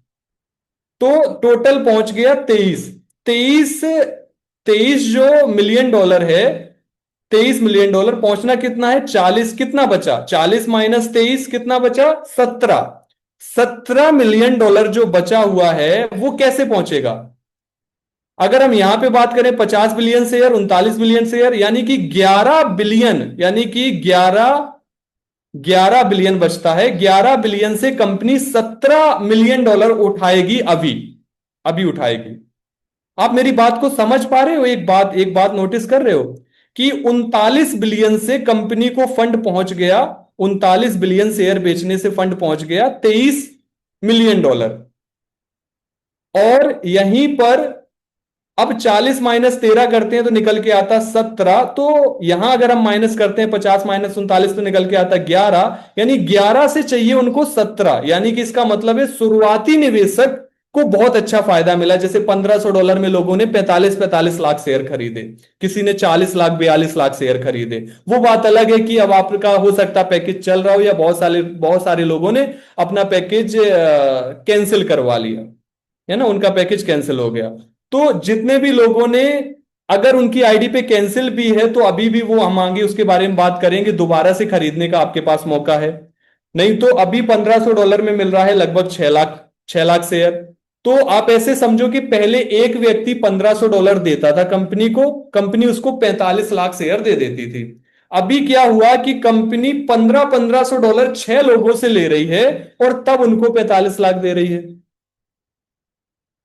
लगभग 5 लोगों को। तो ऐसे करके क्या है कि शुरुआत में कीमत बहुत सस्ती रही, और यही कारण है कि लोगों ने $23 मिलियन दे करके 39 बिलियन जब्त कर लिया, शेयर ले लिया, है ना। और अभी अब के जो निवेशक हैं, वो नए निवेशक जो हैं वो 11 से $17 मिलियन फंड पहुंचाएंगे, यानी महंगा शेयर, इसी को कहते हैं कि बाद में वो महंगा शेयर हो जाता है। तो आप समझ पा रहे हो मेरी बात को कि मैन्युफैक्चरिंग में 40 मिलियन चाहिए था, 23 पहुंच गया, यानी केवल 17 बाकी है। और 17 ये हाथों हाथ पहुंच जाएगा क्योंकि 23 पहुंच चुका है। अब हम बात करते हैं आगे, एमएलसी प्रोजेक्ट का रोड मैप क्या है और भविष्य की क्या योजनाएं हैं, इसको हमें समझना है। कंपनी कब तक, एमएलसी प्रोजेक्ट का रोड मैप क्या है और भविष्य की क्या योजनाएं हैं, सवाल नंबर 1 है। सवाल नंबर 2 है, कंपनी कब तक प्रोडक्शन शुरू करने पर विचार कर रही है और इन्वेस्टर को डिविडेंड कब से मिलने की उम्मीद करनी चाहिए? डिविडेंड की उम्मीद हमें कब तक करनी चाहिए? तो यहां पर हम आंसर को समझते हैं 2027 में कंपनी का कहना है कि हमारे उत्पाद का प्रमाणीकरण यानी कि जो वेरिफिकेशन है, जो सर्टिफिकेशन है, वो पूरा हो जाएगा और हम इसकी व्यावसायिक बिक्री शुरू कर देंगे। यानी कि कब? 2027 में। 2027 में अगर वो सर्टिफिकेशन प्राप्त करेगा तो 2027 लास्ट में बिक्री शुरू होगी। 2027 लास्ट में बिक्री शुरू होगी तो इसका मतलब है डिविडेंड जाकर के 2028 में बनेगा। जैसा अगर मैं आपको बताऊं कि पहले एमएलसी में चीजें बिल्कुल अलग थी, जब केवल आरएनडी था। आरएनडी का मतलब था कि हम प्रोडक्शन हाउस नहीं बनाएंगे, हम प्रोडक्शन के लिए फैक्ट्री नहीं बनाएंगे, हम केवल और केवल अपना सीजीएम डिवाइस बनाएंगे, उस पे पेटेंट लेंगे, उसका लाइसेंस अलाउड करेंगे और निवेशकों को हम पैसा देंगे। लेकिन ये पैसा बहुत थोड़ा बन रहा था। फिर कंपनी ने कहा कि ऐसे उनको ज्यादा फायदा हो रहा है जो प्रोडक्शन करेंगे, हमें या हमारे निवेशक को कम फायदा हो रहा है। यहीं पे प्रोडक्शन की शुरुआत हुई। तो कंपनी ने कहा कि हम अपनी खुद की प्रोडक्शन लाइन करेंगे, एमएलसी आरएनडी से हम लाइसेंस लेंगे हर प्रोडक्ट के लिए $3 से $5 जो भी, और हम यहां से बनाएंगे। तो प्रोडक्शन के जरिए भी निवेशक फायदा कमाएंगे, आरएनडी के जरिए भी लाइसेंस से इनकम कमाएंगे। इसमें समय जरूर लगेगा लेकिन इसका पैसा मजबूती से निवेशकों को आएगा। तो जैसा मैंने कहा कि कंपनी ने कई बार निवेशकों के फायदे के लिए अपनी रणनीति को बदला, या परियोजना आगे आगे सरल तरीके से, मजबूत तरीके से बढ़े उस वजह से भी, या गवर्नमेंट की जो नीतियां हैं वो समस्याएं उनमें क्रिएट ना हो, या आगे चल के बिजनेस मॉडल में या निवेशकों का लाभ ना घटे, इस कारण से भी एमएलसी यानी आरएनडी प्लस प्रोडक्शन कंपनी ने जो योजनाएं बनाई उसके आधार पर उसने काम करना शुरू किया। हालांकि कुछ निवेशक उससे सहमत हुए और कुछ निवेशक असहमत भी हुए। लेकिन मैं बात करता हूं उन लोगों की जो भारत के अलावा दूसरी कंट्री में हैं, भारत के अलावा जो दूसरी कंट्री, या जो भारत में भी हैं लेकिन वो खुले दिमाग से चीजों को सोचते हैं। हम लोगों की थिंकिंग ये होती है अक्सर कि अगर फायदा आ रहा है, जल्दी आ रहा है तो चीजें बहुत बढ़िया, फायदा लेट हो रहा है, स्लो हो रहा है तो नहीं करेंगे निवेश, या तो फिर चीजें सही नहीं है। तो ये वाली जो सोच है, मानसिकता है, इसको अगर हम बदल दें, इसीलिए मैं लगभग उन लोगों से परिचित होता हूं हर प्रोजेक्ट के लिए जो दूर के लिए दूरदर्शी हो और प्रोजेक्ट के लिए आशावादी हो। तो जब हम ऐसे लोगों को समझते हैं तो हमें एक्चुअल चीजें पता चलती हैं कि हाँ ये चीजें सही हुई हैं और हित के लिए हुई हैं। लेकिन फिर भी हम केवल, चूंकि हम एक प्रोफेशनल निवेशक नहीं है, हम में से इतने सारे लोग प्रोफेशनल निवेशक नहीं होते हैं, तो हमें ऐसा लगता है कि जल्दी फायदा मिले तो बहुत अच्छा है ना। हालांकि आपकी भी सोच गलत नहीं है, बस हमें चीजों को अब एमएलसी से रिलेट करके समझना है। तो 2027 में हमारे उत्पाद का जो सर्टिफिकेशन है वो पूरा हो जाएगा और हम इसकी व्यावसायिक बिक्री शुरू कर देंगे। यानी कि अब क्या है कि प्रोडक्ट तैयार हो गया। पहले लोगों को यही कंफ्यूजन था, क्या सचमुच प्रोडक्ट तैयार होगा, क्योंकि दो ही कंपनियां थी जो प्रोडक्ट बना रही थी, फ्री स्टाइल लिवरे या डेक्सकॉम। तो बिक्री शुरू करने की योजना 2027 के अंत में है। यानी कि अगर 2027 के अंत में बिक्री शुरू होती है तो जो सर्टिफिकेशन प्रक्रिया है वो पूरी होने के बाद, यानी कि 2027 की तीसरी तिमाही में, तो लाभांश का भुगतान केवल प्राप्त लाभ से ही किया जा सकता है। यानी कि अगर हम ऐसे देखें कि एमएलसी लाभांश कब देगा, डिविडेंड कब देगा, तो डिविडेंड से पहले हमें बस ये सवाल पूछना है कि एमएलसी के जो प्रोडक्ट है क्या वो सर्टिफाइड हुआ, क्या वो लॉन्च हुआ, क्या वो मार्केट में बिक्री के लिए उपलब्ध है। क्योंकि अगर बिक्री के लिए उपलब्ध है और वो वहां से रेवेन्यू जनरेट करके फायदा दे रहा है तो इसका मतलब है कि निवेशकों को एक्चुअल में रेवेन्यू यानी उसका फायदा आ रहा है। अगर ये अभी अपना प्रोडक्ट को सेल नहीं कर रहे हैं, बिक्री नहीं कर रहे हैं, और ये ऐसे ही फायदा दें या डिविडेंड दें, तो हो सकता है भारत में बहुत सारे निवेशक हैं जो खुश हो जाएं, लेकिन बहुत सारे लोग हैं जो तुरंत चकित हो जाएंगे। उन्हें पता चल जाएगा कि this is a money rotation. उन्हें पता चल जाएगा कि ये मनी रोटेशन है। मनी रोटेशन का मतलब होता है कि प्रोडक्ट कुछ भी नहीं है, सर्विस से भी पैसा नहीं आ रहा, प्रोडक्ट से भी नहीं आ रहा। पुराने निवेशकों का पैसा नए निवेशकों को दो, या पुराने निवेशकों का पैसा पुराने को दो, थोड़ा थोड़ा दो, और इससे वो मोटिवेट हो और वो और निवेश लाएं और निवेश करें। मनी रोटेशन कंपनियां ऐसी चलती हैं। लेकिन हम लोग यहां पे बात कर रहे हैं एक्चुअल में जब हमारी सेल शुरू होगी, यानी कि 2027 के अंत में जब प्रोडक्शन शुरू होगा, तब जाकर के 2028 में केवल बिक्री शुरू होने के बाद ही डिविडेंड संभव हो सकता है। आप लोग समझ पा रहे हो इस बात को? लेकिन सबसे अच्छी बात पता है क्या है, जो मैं लास्ट में आपको बताने वाला हूं। क्योंकि हम लोग निवेशक हैं, हम लोग किसी एक प्रोजेक्ट में नहीं है, हम लोग निवेशक हैं, हमने कई प्रोजेक्ट में निवेश किया है और शुरुआत 2026 से होने जा रही है। तो 2026 में किसी परियोजना से, 2027 में किसी परियोजना से और 2028 में एमएलसी से। तो भी यहां पे समस्या वाली बात नहीं है। और हाँ, अगर चीजें जल्दी हो, जैसे कि 27 की जगह वो 26 में हो तो वो 27, लेकिन हमें थोड़ा थोड़ा ज्यादा समय, यानी कंपनी जितना भी हमें बता रही है, हमें अपने माइंड को, दिमाग को मजबूत करने के लिए थोड़ा समय हमें आगे बढ़ाना ही होता है। जैसे कि मैं लगभग हर निवेशक को 2030 के लिए आगाह करता हूं, जिन जिन परियोजना में उन्होंने मेरे जरिए निवेश किया है। हाँ, उससे पहले चीजें घटे तो मुनाफा हो, ये बहुत अच्छी बात, अगर लेट हो तो कोई भी समस्या ना हो। तो ये चीजें होती हैं। हालांकि बहुत सारे लोग ऐसा करते हैं, जब वो बताते हैं वो तुरंत के लिए लोगों को बताते हैं ताकि वो निवेश कर दें, उनको रेफरल आ जाए। तो ये एक गलत नीति होती है। फिर अक्सर लोग मेरे से शिकायत करते हैं कि फैजान जी, उसने मेरे कहने से ऐसा ऐसा निवेश किया, अभी वो बोल रहा है मेरे को मेरा पैसा दो। तो ये तो गलत होता है। अब लोग 10 लोगों की टीम बना करके परेशान हो रहे हैं, कुछ कुछ लोग होते हैं जो 10,000 लोगों की टीम बना करके भी परेशान नहीं हो रहे होते हैं, और केवल एक प्रोजेक्ट में भी नहीं बल्कि कई अलग अलग प्रोजेक्टों में। तो सवाल आता है कि अगर हम सही तरीके से चीजें करें और अपने माइंड को मजबूत करें और प्रोजेक्ट को गंभीरता से समझें, तो हमें पता चलता है। और यकीन मानो, कोई प्रोजेक्ट मेरे पास लेकर के आता है कि फैजान जी आज लगाओ कल मिलेगा, और मैं उसमें इन्वॉल्व नहीं होता हूं। क्यों? क्योंकि मेरे को देर से पैसा चाहिए, लेकिन बड़ा चाहिए, मजबूत चाहिए। खैर, हम चलते हैं आगे। आगे मेन बात यह है, आईपीओ कब? आईपीओ कब? तो आईपीओ हमेशा ही हर कंपनी के लिए एक बहुत बड़ी अचीवमेंट होती है, और हर कंपनी को आईपीओ होने पर एक बहुत बड़ा गर्व का आनंद होता है, क्योंकि ये एक बहुत बड़ी जीत होती है। IPO means initial public offering. IPO में प्रवेश करने का मतलब होता है अतिरिक्त प्रतिभूतियों। अब आईपीओ के कुछ फायदे और कुछ नुकसान भी होते हैं। फॉर एग्जाम्पल, अगर कोई भी बिजनेस है, एमएलसी है, या कोई भी आपका निवेश किया हुआ बिजनेस है, वो आईपीओ नहीं लाता है, लेकिन वो सालाना कारोबार कर रहा है। तो जब वो सालाना अगर वो कारोबार कर रहा है, तो इसका मतलब है कि आपको सालाना फायदा आ रहा है, बिना इसके कि कंपनी पब्लिक नहीं है या कंपनी का आईपीओ नहीं आया, लेकिन उसको सालाना कारोबार से फायदा हो रहा है। और इंटरनल एक्सचेंज या किसी भी माध्यम से, आज के समय में बहुत सारे अलग अलग प्लेटफॉर्म होते हैं जहां पे शेयर भी सेल आउट करने के कई कानूनी नियम हैं।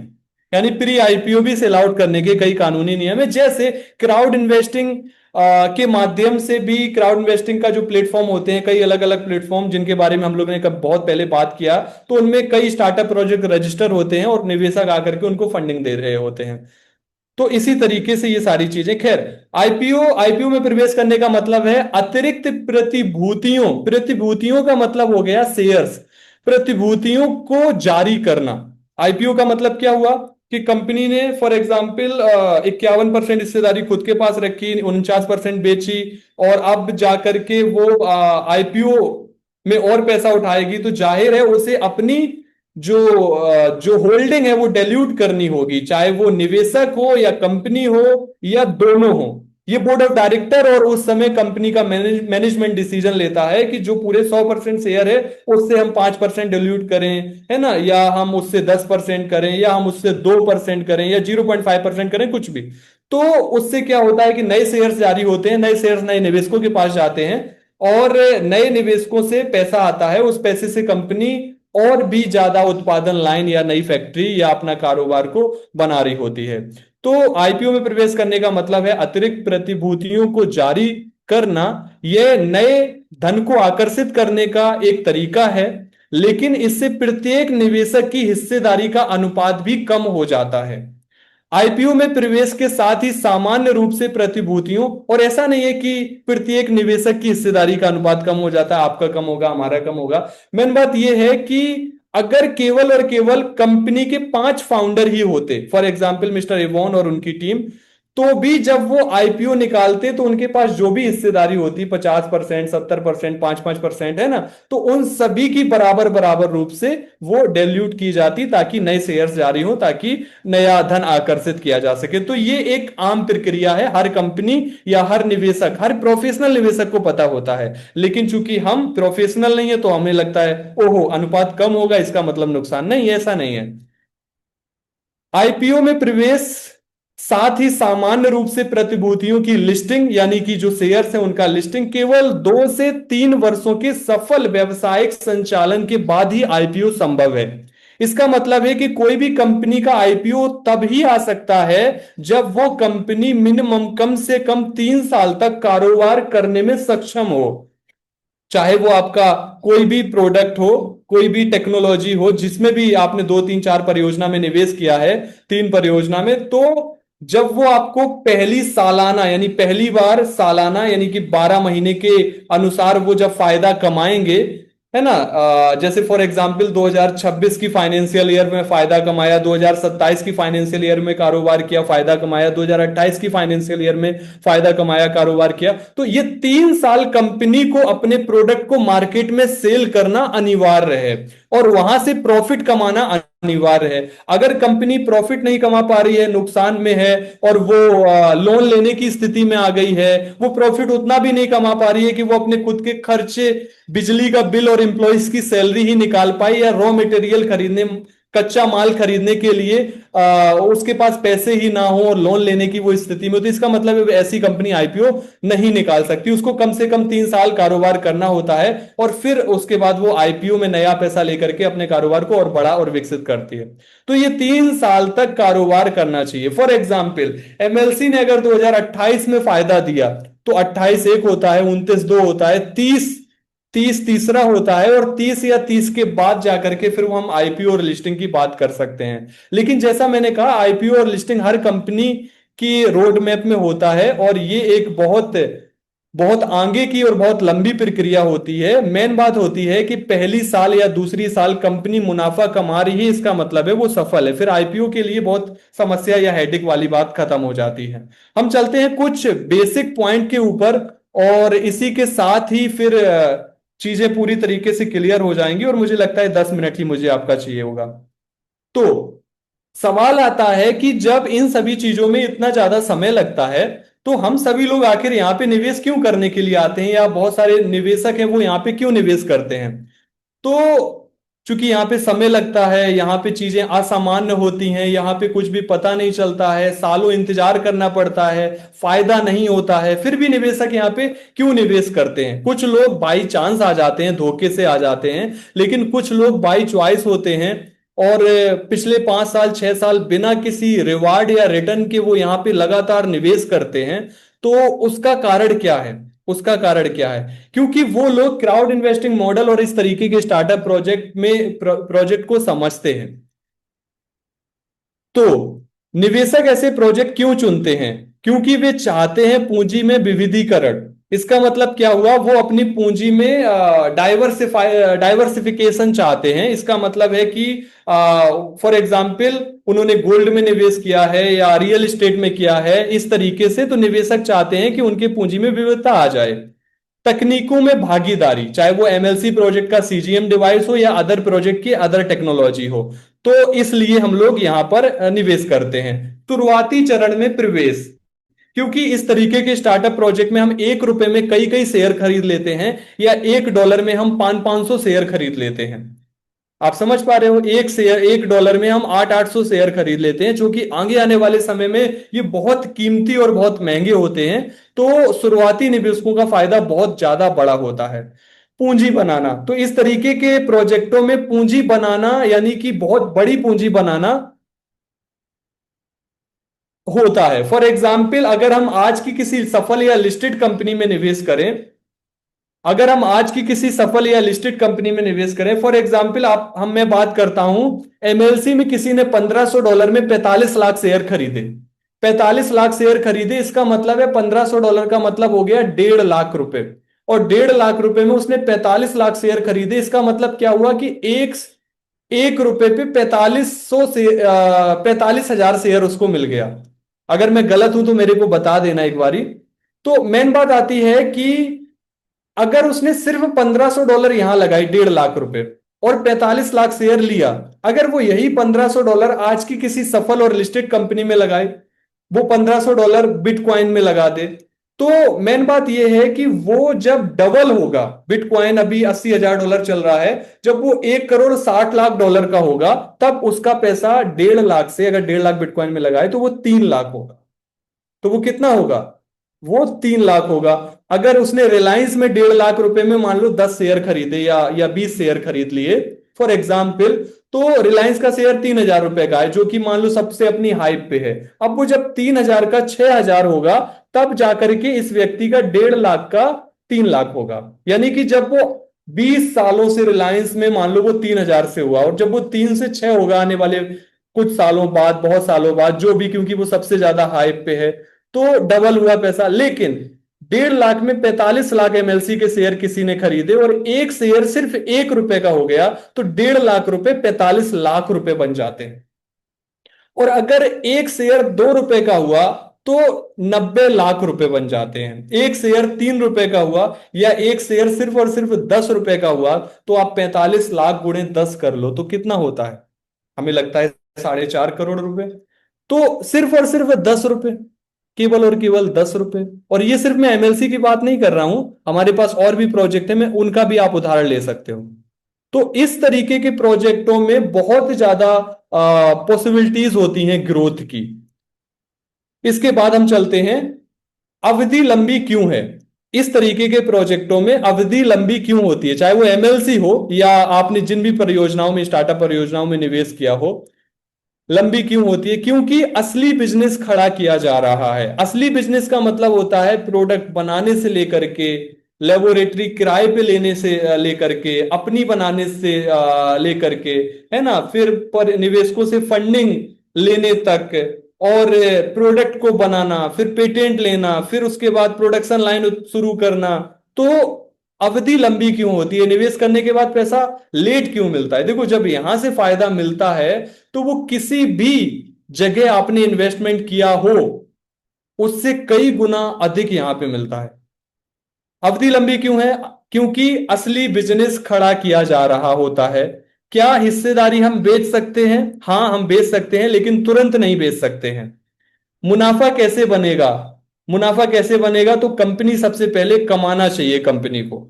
अक्सर लोग डिविडेंड की बात करते हैं, उन्हें लगता है कि बस डिविडेंड मिल जाए, वो बस उस कंपनी को मनी रोटेशन की तरह देख रहे हैं, या इसीलिए अक्सर लोग मनी रोटेशन कंपनियों में अधिकतर फंस जाते हैं।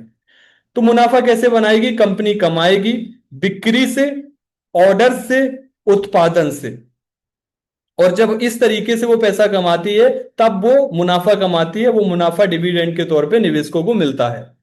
दीर्घकालिक निवेश मॉडल कैसे चलता है? यहां पे देखो, जब आप एमएलसी का जो मीटिंग सुनते हो, या मेरा कोई और मीटिंग सुनते हो, और भले ही आपने उसमें निवेश ना किया हो, भले ही आपने एमएलसी में निवेश ना किया हो, लेकिन आप एमएलसी की मीटिंग सुनते हो, आप दूसरी जो आपने परियोजनाओं में निवेश किया है उनकी तुलना आप कर सकते हो।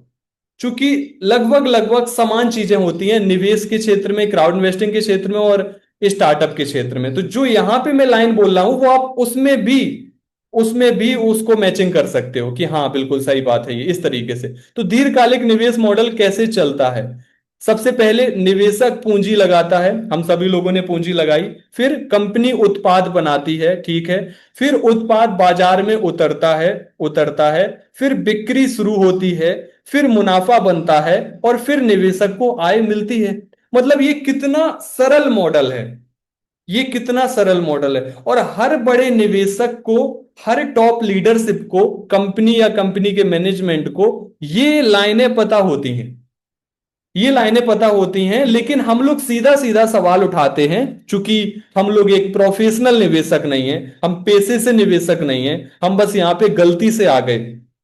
लेकिन अब चीजों तो समझनी पड़ेंगी।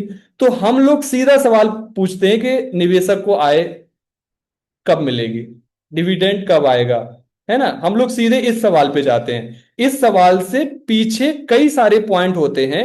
अगर इसको आप समझ जाओ तो हर कंपनी के लिए आपको समझना आसान हो जाएगा। निवेशक पूंजी लगाता है सबसे पहला, फिर कंपनी उत्पाद बनाती है, फिर उत्पाद बाजार में उतरता है, फिर बिक्री शुरू होती है, उसके बाद मुनाफा बनता है, यानी कंपनी मुनाफा कमाती है, और फिर निवेशक को मुनाफे से आय मिलती है। आगे हम बढ़ते हैं कि दीर्घकालिक निवेश पर संशय क्यों आता है, शक क्यों हम करते हैं, हम डाउट क्यों करते हैं। तो यहां पर हम डाउट इसलिए करते हैं क्योंकि बहुत लंबा ऐसा लगता है कि ये बहुत लंबा जा रहा है, लंबा चलेगा, और चलता भी है। तो बहुत लंबा चलेगा इसलिए हम डाउट करते हैं। कहीं नाकाम हुआ तो हम इसलिए डाउट करते हैं। आय कब से शुरू होगी, बीच में निकलना संभव है क्या, हम शेयर बेच सकते हैं क्या, ये सारे सवाल जायज हैं, ये सारे सवाल जायज हैं। ऐसा सोचना चाहिए, सोचना चाहिए, ऐसा पूछना चाहिए।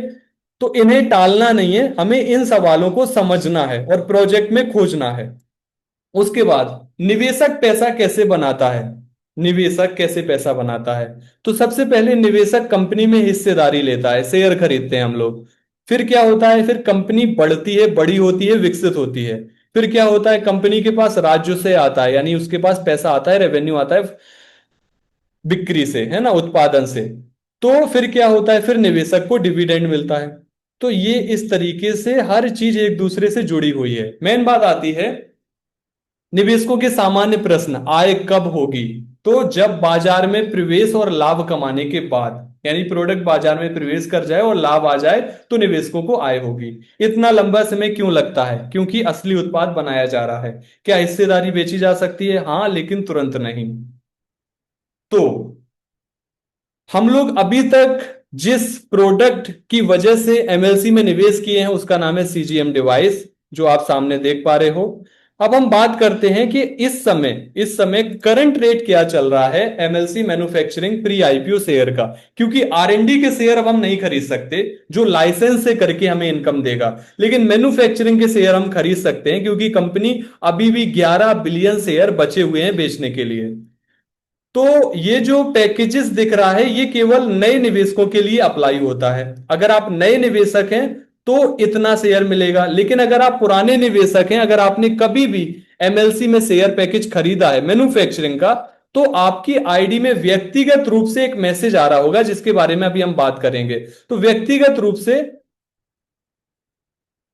एक सेकंड, हाँ, व्यक्तिगत रूप से आप अपना आईडी ओपन करोगे तो वहां पे आएगा कि ये प्रस्ताव केवल आपके लिए है, ऐसा करके आएगा। इंग्लिश में आप पढ़ोगे या हिंदी में पढ़ोगे, तो जब आप उस पर क्लिक करोगे तो वहां पे आपको दिखेगा, फॉर एग्जांपल $1500 में हो सकता है आपको 18 लाख दिख रहा हो, लेकिन नए निवेशकों के लिए कितना है, 6,60,000 है। तो जो लोग खरीद चुके हैं, कंपनी उन्हें प्रस्ताव देना चाह रही है, क्योंकि अगर प्रस्ताव दिया और पुराने लोगों ने ही खरीद लिया तो 11 जो जो $17 मिलियन की फंडिंग है वो हाथों हाथ पहुंच जाएगी।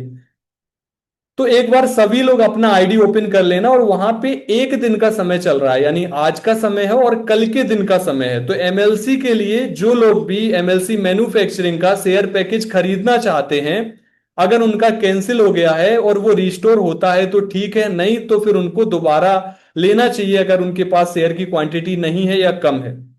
बाकी जिनका चल रहा है उनके लिए बहुत अच्छा। तो एमएलसी मैन्युफैक्चरिंग में देखोगे तो $100 में अभी 31,500 शेयर है, $250 में 86,000 है, $500 में 1,87,000 शेयर है, $1,000 में 4 लाख, $1,500 में 6 लाख, $1,500 में लोगों ने 45-45 लाख शेयर लिया है, हम सभी को पता है। तो इस तरीके से ये सारे पैकेज हैं, $3,000, $5,000, 7,500 में 46 लाख, $10,000 में 66 लाख शेयर। पहले $10,000 में बहुत अच्छा शेयर था। खैर, अब हम चलते हैं सबसे जरूरी पॉइंट के ऊपर। पार्टनर्स एग्रीमेंट पर साइन करना 6 मई 2026 से बंद किया जा चुका है। 6 मई 2026 से बंद किया जा चुका है। तो इसका मतलब क्या है कि जितने भी पुराने पार्टनर्स हैं, जिनकी भी टीम है, जिन्होंने भी टीम वर्क किया है, जिनके पास भी रेफरल लिंक है एमएलसी का, तो उनके पास रहेगा, वो लोग नई टीम बना सकते हैं। लेकिन अगर नया निवेशक आएगा, अगर नया निवेशक आएगा तो वो एमएलसी में निवेश तो कर सकता है, लेकिन वो टीम नहीं बना सकता है। ये एमएलसी में अभी के लिए जो पार्टनर्स एग्रीमेंट पर साइन करना 6 मई 2026 से बंद किया जा रहा है, या एमएलसीएल, अगर आपने इस पोस्ट को पढ़ा होगा तो वहां पे आप बेहतर चीजों को और अच्छे से समझ सकते हो। मेन बात यह है कि मैं अगर आपको सीधे तौर पे बताऊं कि ऐसा 90 से ज्यादा, यानी 90% से ज्यादा देशों में ऐसा किया गया है। जितने भी पुराने लोग हैं, पुराने पार्टनर्स हैं, वो नई टीम बना सकते हैं, अपने लिंक से नए लोगों को एमएलसी में ला सकते हैं, रजिस्टर कर सकते हैं।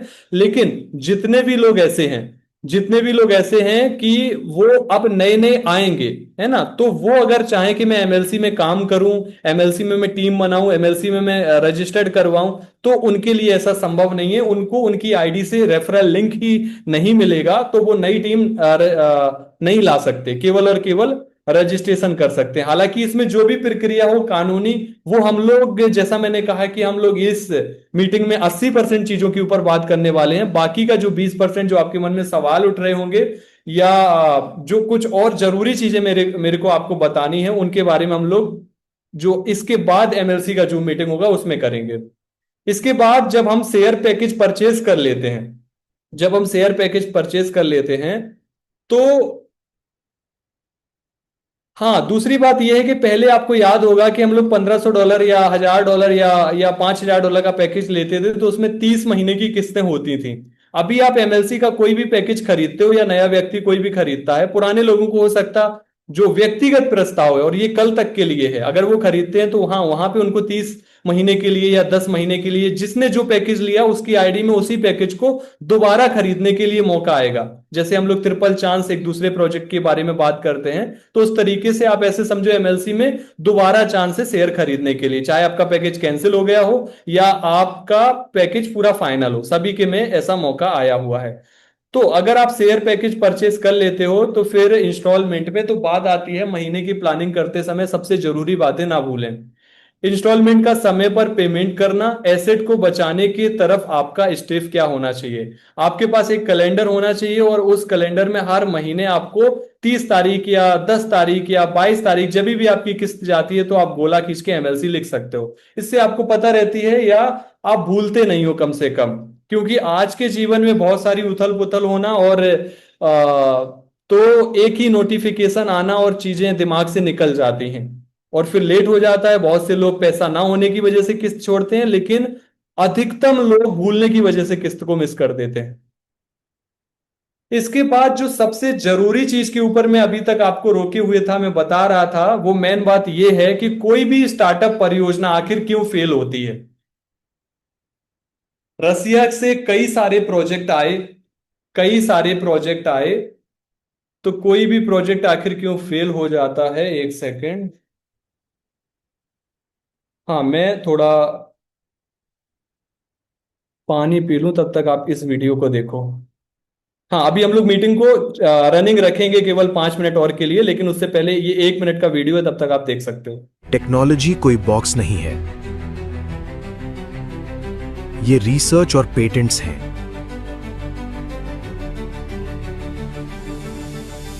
इंजीनियर के हजारों घंटे वैल्यू, वैल्यू करोड़ों है। एमएलसी टेक्नोलॉजीज की वैल्यूएशन $108 मिलियन है।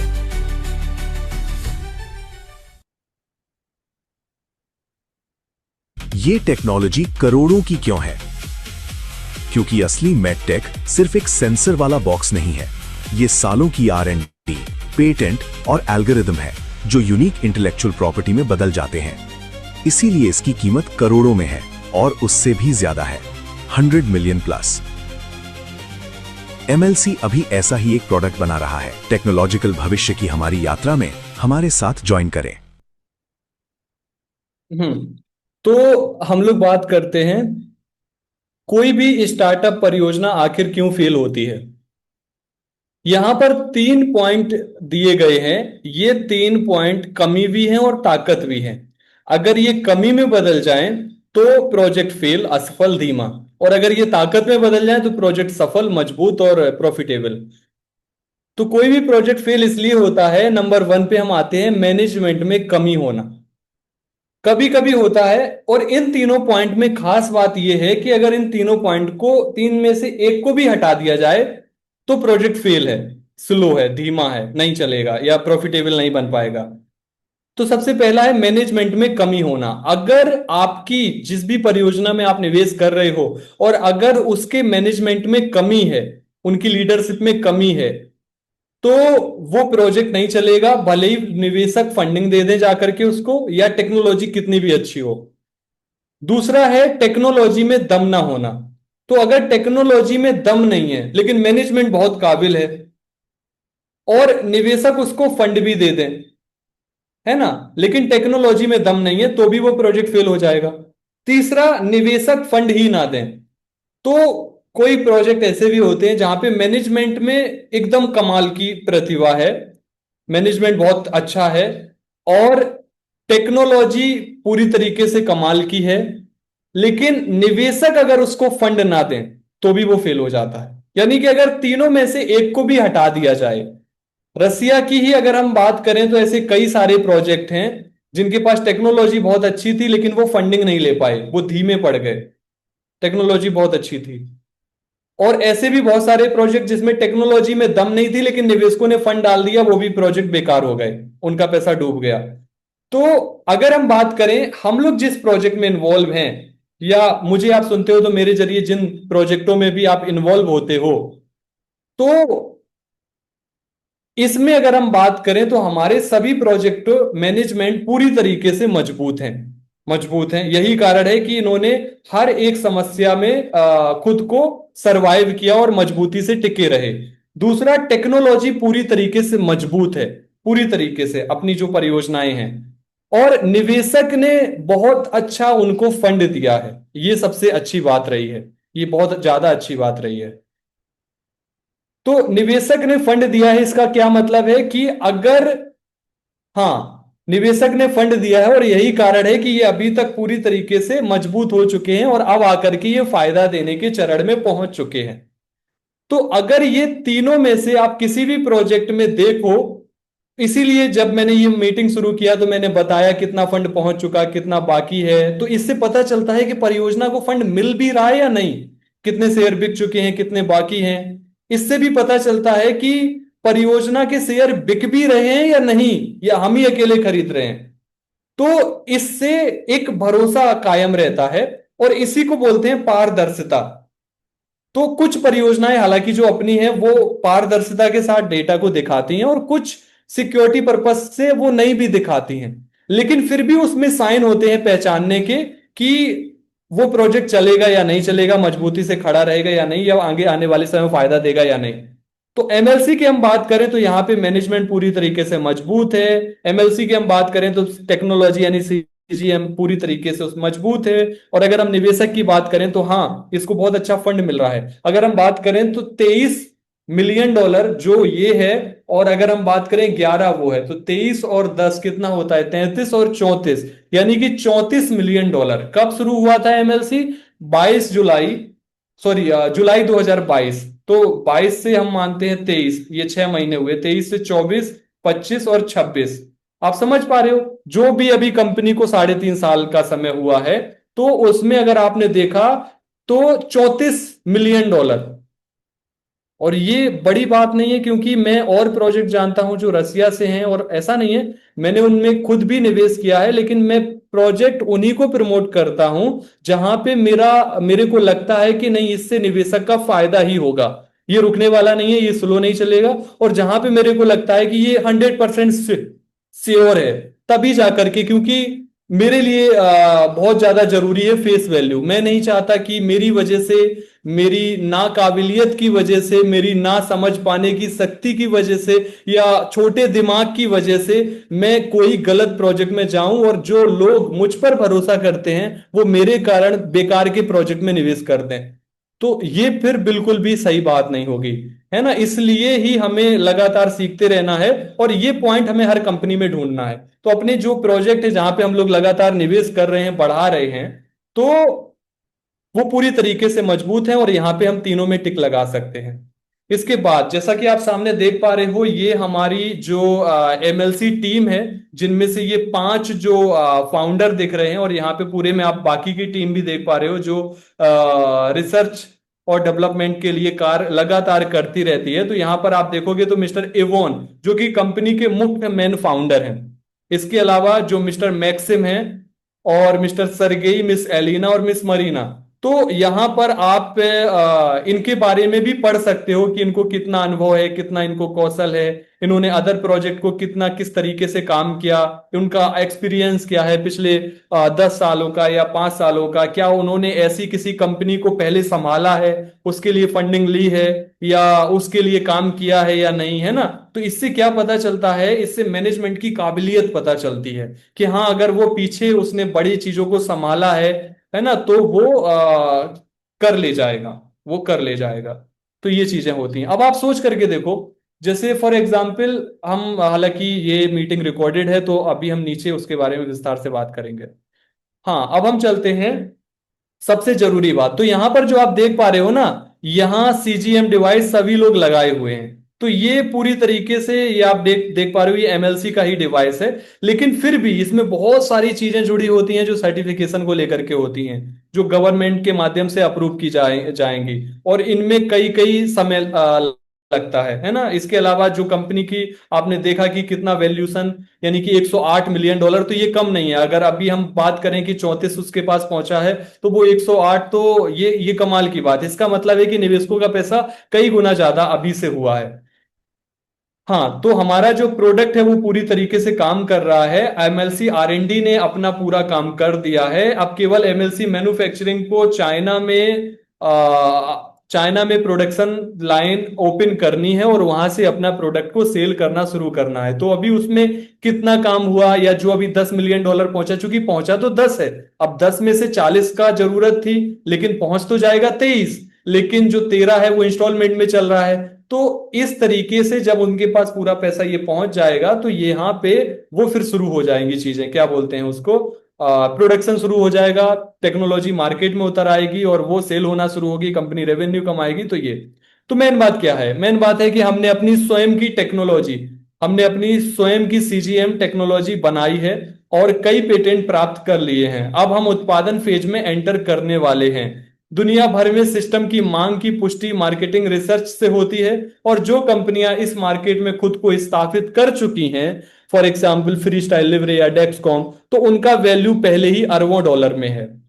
उनका वैल्यू पहले ही अरबों डॉलर में। और ऐसा होता है, जहां पे प्रोडक्ट की मांग हो उसमें कोई भी तीसरी कंपनी चौथी कंपनी उतरती है तो वो फायदा कमाएगी, क्योंकि मार्केट पूरी तरीके से खाली है। मेन बात यह है कि अगर आप बात करो कि पानी तो बहुत सस्ता मिलता है, हर जगह मिल जाता है, फ्री है, किसी ने आइडिया लगाया। हालांकि पानी पानी तो बिल्कुल फ्री है ना। और पानी पिलाने को ऐसा बोला जाता है कि मना भी नहीं किया जाता है, लेकिन फिर भी किसी ने कहा कि हम पानी बेचेंगे। बड़ी बोतल 20 रुपए की और छोटी बोतल भी 20 रुपए की है। अब किसी ने बिस्लरी नाम रखा और बेचना शुरू कर दिया, तो बिल्कुल यकीनन बिस्लरी बहुत ज्यादा प्रॉफिटेबल है और उसने फायदा कमाया। लेकिन बिस्लरी की जैसे आज कितनी सारी कंपनियों ने अपनी अपनी बोतल के नाम क्लियर, बिलसरी या अलग अलग तरीके से, है ना, किनले, तो ऐसे करके उन्होंने बोतलें बनाई। और क्या वो फायदा नहीं कमा रही? बिल्कुल वो फायदा कमा रही। क्यों? क्योंकि पानी मांग, यानी कि हर जगह ये चीज लागू होती है। तो उनका वैल्यू पहले ही अरबों डॉलर में है, जो कि ये बहुत बड़ी बात है। अब हम बात करते हैं मेन पॉइंट के ऊपर, उद्योग बाजार और कमाई की संभावनाएं। वैश्विक डायबिटीज देखभाल उद्योग 75 बिलियन डॉलर से अधिक मूल्य का है, यानी 75 बिलियन डॉलर से। और अभी ये पहुंचे होंगे सारी कंपनियों का अगर हम मिला करके देखेंगे तो वो कुछ 5 बिलियन, 4 बिलियन, है ना। तो और तेजी से ये बढ़ रहा है, तो ये 75 से और ये ज्यादा भी होगा। अब बिलियन डॉलर, यानी कि ये इसमें बिजनेस करना प्रॉफिटेबल है। बाजार में सीजीएम की पेशकश की मात्रा दुनिया भर में मांग और बढ़ती मांग को पूरा करने में सक्षम है। देखो, मेन बात क्या है, मेन बात यह है कि कभी भी ऐसा मत समझो कि आपने किसी कंपनी में निवेश किया है। ये पूरी तरीके से गलत होता है। हालांकि ये सही है, लेकिन पूरी तरीके से सही बात यह होती है कि आप ऐसा सोच सकते हो, जो कि सच है, कि आप खुद एक व्यवसाय कर रहे हो। आप खुद एक एमएलसी जैसा व्यवसाय कर रहे हो, आपकी उसमें हिस्सेदारी है जो 75 बिलियन डॉलर से अधिक का है, और आपकी कंपनी उसमें उतरने वाली है या उतर रही है। तो इस तरह अगर हम सोचेंगे तो फिर चीजें अलग नजरिए से दिखेंगी। और केवल तुरंत क्षणिक फायदा, तो मैं कहूंगा आपसे, हम जो भी काम कर रहे हैं, वर्तमान में अपनी इनकम कमा रहे हैं, तो उससे हम अपना सारी चीजों को मैनेज करें, चाहे वो जो भी हो। लेकिन निवेश को हम थोड़ा सा अलग रहने दें, क्योंकि इससे तुरंत अगर हम फायदे की उम्मीद करेंगे तो ये गलत होगा, और तुरंत का मतलब बहुत छोटा फायदा होता है। लेकिन ये ऐसी जगह है जहां आपने निवेश किया है, अगर आपने समय इसमें दिया जो कि आप दे रहे हो, तो ये आगे आने वाले पीढ़ियों को भी सक्षम और पूरी तरीके से सफल करने की योग्य है। तो तो हमारा जो एमएलसी प्रोजेक्ट है वो पूरी तरीके से कमाल का है, और हम लोग उन्हीं प्रोजेक्ट में हाथ लगा रहे हैं जो पूरी तरीके से जीतने की काबिलियत रखते हैं।